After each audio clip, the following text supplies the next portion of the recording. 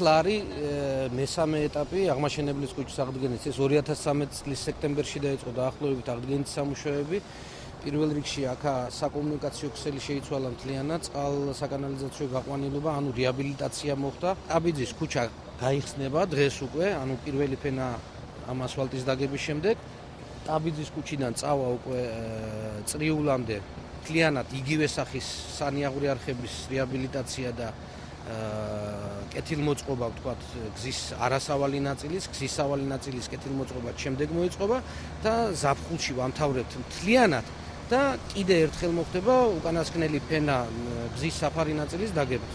ამ ეტაპზე გაკეთებული არის ქუჩის 1000 მეტრიანი მონაკვეთი. გამზადებული არის, ანუ დასრულებული არის ბორდიურები, სანიაღვრე სისტემა, ბორდიურები, ფილებით და განათებით. პლუს მაგას დაგებული არის ქვედა საფარი, ასფალტის ქვედა საფარი 1000 გზივ მეტრზე. მთლიანი ქუჩის სიგრძე არის 1620 მეტრი და სავარაუდოდ ვფიქრობთ, რომ ივნისის დასაწყისში დავასრულოთ მთლიანად ობიექტი, თავისი მეორე საფარი და გავიდეთ წრიულამდე, აღმაშენების წრიულამდე.